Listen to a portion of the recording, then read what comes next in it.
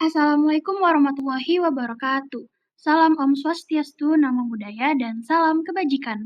Yang terhormat Ibu Putri Anggraini, M.Pharm, selaku dosen pengampu mata kuliah Farmakologi 2. Pada kesempatan ini, kami akan mempresentasikan hasil studi kasus 7 mengenai gagal ginjal akut dengan anggota yang terdiri dari Mahretantri Nurfaidah, Anggi Eka Parwati, dan Asmin Ai Pratiwi.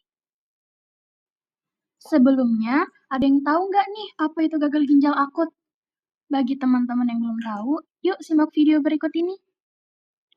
Gagal ginjal akut adalah kondisi medis serius di mana fungsi ginjal mengalami penurunan secara tiba-tiba dan signifikan dalam waktu yang singkat, biasanya beberapa jam hingga beberapa hari.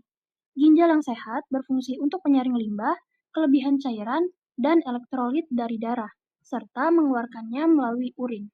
Dalam kondisi GGA, ginjal tidak dapat menjalankan fungsi ini dengan baik, sehingga terjadi penumpukan racun, cairan, dan elektrolit di dalam tubuh yang dapat menyebabkan komplikasi berat, seperti gangguan jantung, kerusakan organ lainnya, atau bahkan kematian jika tidak ditangani. Selanjutnya, untuk studi kasus, yaitu laki-laki 70 tahun dengan riwayat hiperplasia prostat jinak. Pasien datang dengan keluhan nyeri pinggang hebat dan oliguria. USG menunjukkan adanya hidronefrosis bilateral dengan kreatinin serum 3,2 mg per desiliter. Riwayat pengobatan pasien yaitu ada tamsulosin dan antikoagulan atau warfarin. Selanjutnya ada analisis kasus, yang terdapat beberapa analisis. Yang pertama, hiperplasia prostat jinak, yang merupakan pembesaran tumor pada kelenjar prostat yang mengakibatkan obstruksi atau penyumbatan di saluran kemih.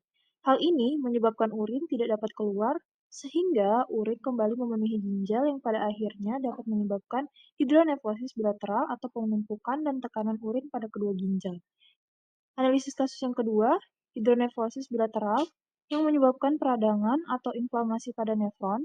Inflamasi ini kemudian merangsang mediator nyeri prostaglandin sehingga terjadi nyeri pinggang hebat pada pasien.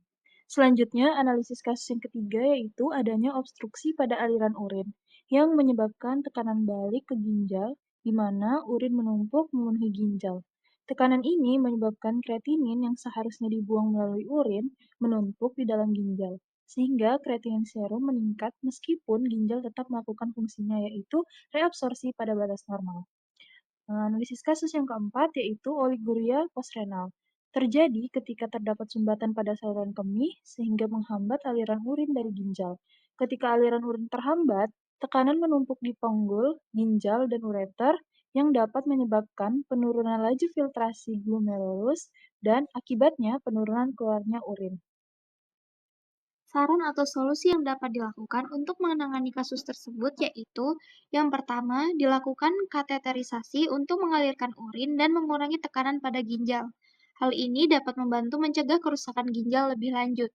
Yang kedua, pertimbangkan untuk mengukur dosis warfarin, terutama jika intervensi bedah diperlukan, pastikan INR terkontrol sebelum prosedur.